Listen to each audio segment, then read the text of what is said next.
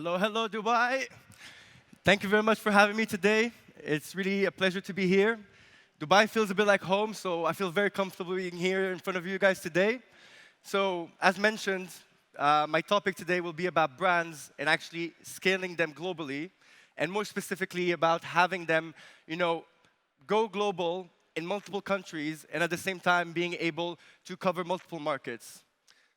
So just a little bit of background about myself today. So I used to work for a company called Gartner, where I used to help emerging businesses with their sales efforts, their go-to-market, and their marketing strategies.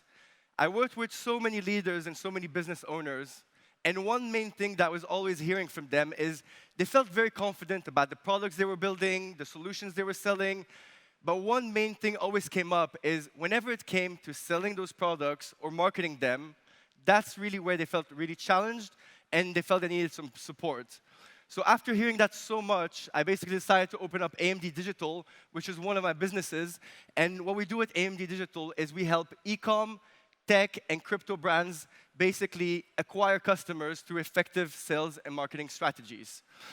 One of the other things I've been doing as well is, of course, e-com. So working with so many brands, I got really involved with those e-com brands, and I wanted to have my own brands. So by finding the right partners, the right support as well with my team, I've been able to get into e-com a couple of years ago, and now I operate a couple of brands in the sneaker niche. I also have another one in basically fashion and fitness. So the reason why I chose some of these niches, I mean explained very well earlier, is because we did the research behind it, and we understood there was a clear need. Another thing about sneakers, I'm a big fan of sneakers, and this is really why I wanted to get into it. Then I've also been managing talent and influencers with NSM Entertainment. So that really allowed me basically to have a network of influencers, celebrities to leverage whenever I wanted to market one of my products. So what I was able to do through my businesses is create an ecosystem where my agency and my team are able to support me across my e-com brands as much as the talent and influencers that I work with are able to support these brands as well. So this is really what I've been able to build in the last couple of years, and I'm really excited to share with you today some of my tips basically around how to scale brands globally. So when it comes to these tips, these are all tips that are proven. I've been able to really see some results from them, and they're aligned with some key activities when it comes to marketing, and that will allow you to acquire customers. So these strategies have been proven because they've been replicable across different industries and different niches. They've been as well scaled across different sizes of businesses because I got involved in them at different times. And this is really why I wanted to share with you these tips today. So in terms of some of these tips, I think the first one is leveraging other channels. Whenever I hear any entrepreneur or any brand owner, they always tell me, oh, I'm basically advertising on Facebook, I'm advertising on Instagram, and it's always the same thing. But one main thing that I hear a lot is that we need to basically diversify and find new channels. So we understand that each generation has very specific preferences. So we understand that, for example, we have Gen X and baby boomers, they're heavy users of Facebook. If I speak to my parents and my grandparents, they're all using Facebook. If I actually speak to my little brother, who's basically Gen Z, he basically will tell me I use TikTok and I use Snapchat. So based on who your audience is and who you're looking to target, you need to understand where are they available and how can I engage with them. So as you can see here on the chart, one thing that I'll be focusing on today is TikTok and Pinterest. So you can basically see here that TikTok has now 1 billion monthly users. In 2018, they only had 50 million. So what we understand here is that it's one of the fastest growing platforms at the moment. And if you see where Facebook or WhatsApp are right now, or Instagram, it shows you how much potential the app still has. So you need really to focus on these opportunities where TikTok could become the next Facebook. And if it does, if you start now, you'll be an early player basically around there. So we also understand that TikTok and Pinterest have both very, I would say, a lower cost than Facebook and Instagram. Of course, they also have a bigger reach, and they're really pushing for organic content. So that really allows you basically to think about it in a way where you're able to engage with more and more people for a lower cost. We also understand that, for example, Pinterest is something I just discovered, I would say, this year.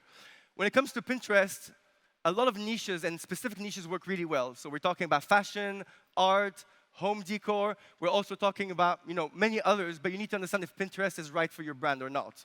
But what happens with Pinterest is we've seen a huge push in organic traffic coming from Pinterest. Because what happens if somebody really enjoys your product or what you have to offer, they will pin your post.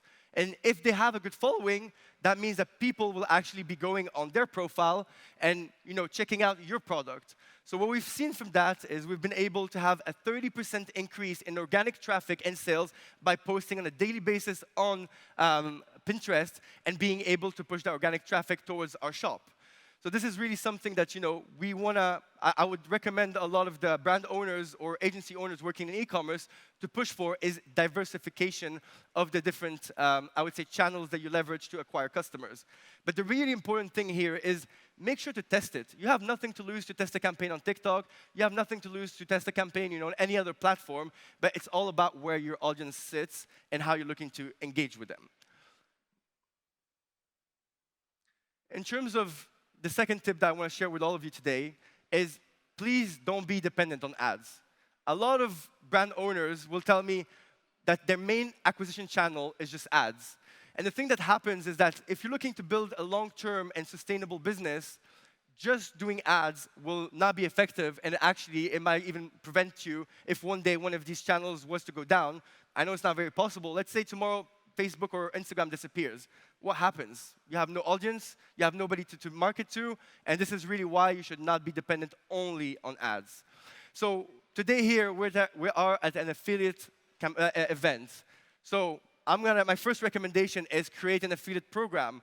Work with different platforms. Find the right partners. And these partners will really allow you to see consistent growth if you find the right ones. So I'm not going to spend too much time about the affiliate program because there are some experts here that will talk about it better than me. But it's important to leverage the right people and the right partners to be able to get other sources of revenue and increase those opportunities. The third point is around micro-influencers. A lot of you here, probably, if you work with brands, you'll understand that influencer marketing is a big, I would say, something really big in the industry, but it's also something that scares a lot of us. And the reason why it scares a lot of us is because we understand how many influencers have fake engagement, fake followers, and it's really hard to see a return on investment when it comes to working with these different influencers.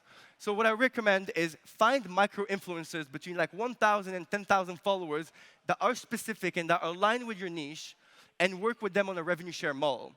You're incentivizing them, you're pushing them to do content for you, and at the end of the day, you're also going to have some UGC, so user-generated content that you can reuse across your own channels and reuse at the same time in your ads and anywhere else. The fourth point is around SEO, blogs, and backlinking. So it's really important that 68% of online experiences start with a search engine, according to Intergrowth. So that means that before you do anything, you're going to go search on Google for your product, for whatever you're looking for.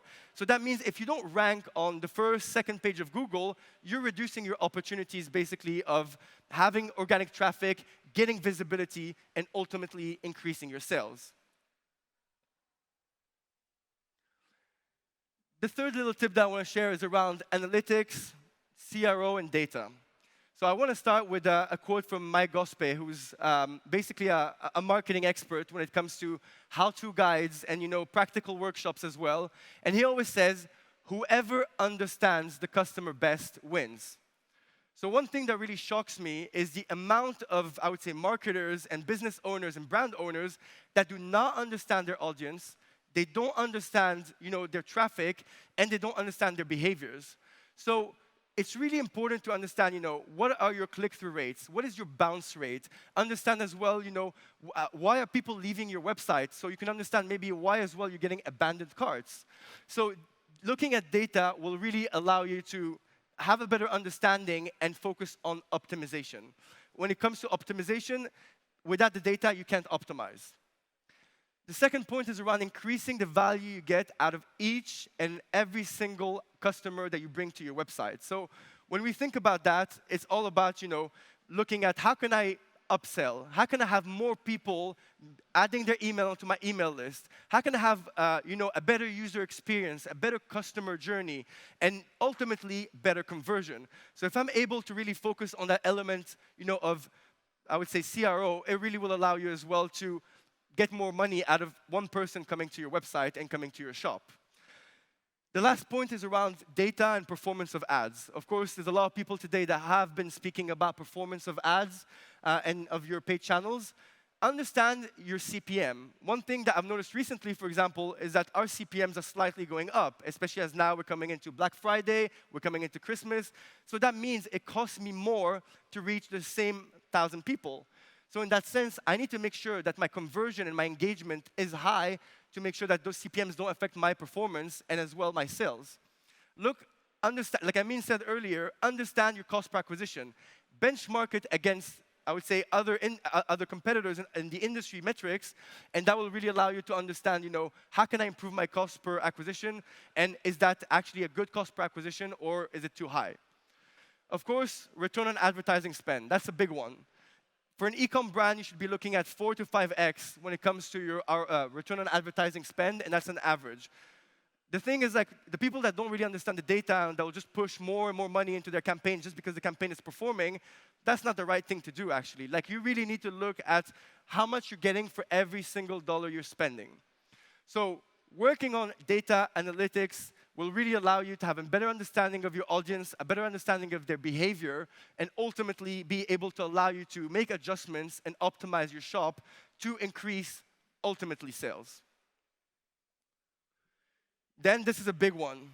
A lot of people and a lot of marketers underestimate the power of content or get really frustrated when their content doesn't go viral, they don't get that much engagement.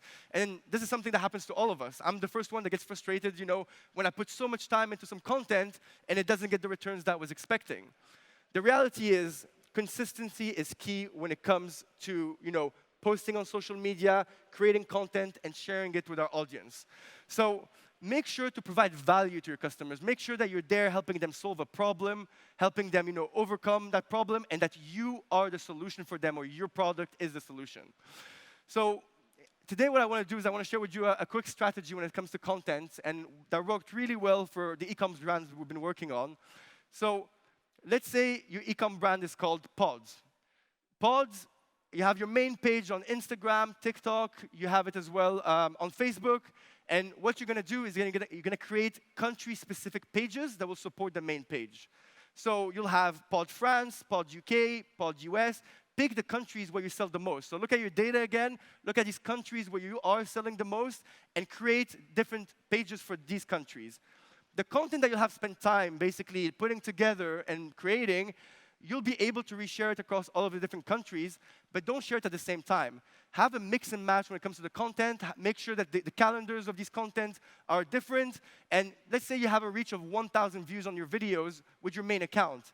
If you have 10 accounts from different countries, you'll have 10,000 people viewing your content. So you're increasing your reach. You're looking at getting more traffic towards your shop, and ultimately, you're increasing your chances of getting more sales as well. And if you do that on a daily basis, consistently across 30 days, these 10 pages will bring you an insane amount of traffic, and through an organic way, you'll be able to get sales as well. So make sure to recycle that content and be able to reuse it across different countries. And that was really something that I thought would be very valuable because it's been working really well. Paid ads, is great, but I think, organic is also a way to go, and you gotta implement like different strategies. And as I said before, create an ecosystem where you're focusing on SEO, you're focusing on paid ads, you're focusing on your content, and on any other activities that you believe can bring value and can bring traffic to your shop. Then we're gonna look at upsells, cross-sells, and discounts. And that's really to increase the average cart value and the average order value. So when we look at basically upsells, it's all about offering a better product or an upgrade. So in this case, basically, I took the example of coffee. So here you have 1 pound of coffee right there, and that's what you're offering your client, and he's ready to basically complete his order.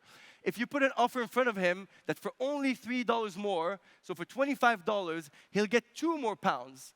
and he'll get £2, sorry. So that's definitely an upgrade for your clients, and you are increasing the value that you're getting out of that client and ultimately selling him a product for $25.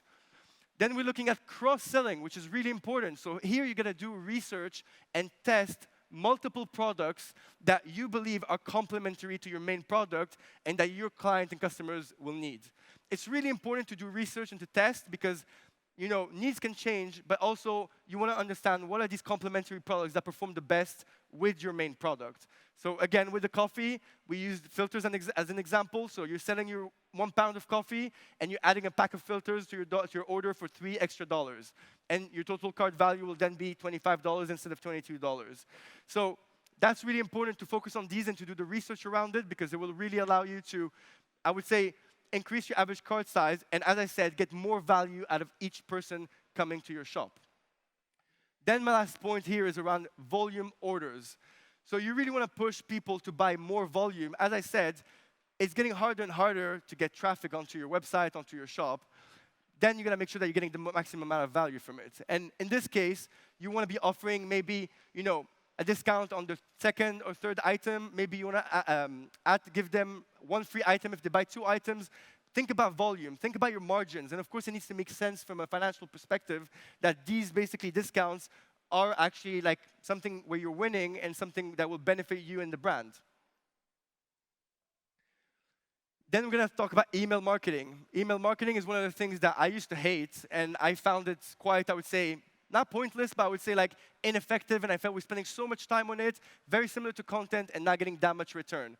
But the reality is like you are spending so much money in bringing people to your website, leaving their information, and at the end of the day, you want to sell to them. So why not leverage this database that you have access to ensure that you're maximizing basically, I would say, like the revenue that you can get out of it. And at the end of the day, you have no risk. What is the risk of leveraging the thousands of people that you have on your mailing list to get additional sales? So we know that email marketing, can increase customer loyalty, can increase your sales, but the goal here is to always remind your customer of your brand. If you constantly dare to remind them of the brand and to be able basically to, increase that loyalty, increase as well that perception of the brand, that will really be able to help you. But when it comes to email marketing, what can we do about email marketing that will drive those sales? So we can, of course, send offers, show them new products that we're about to launch or that we're looking to launch. We can maybe do some polls as well, and of course, many other things. But the goal here is really to engage with them on a regular basis and always remind them that you are there and that your brand is there and that you're there to cater to them. So as you can see here, this is the data around some of the conversion rates from 2021 last year.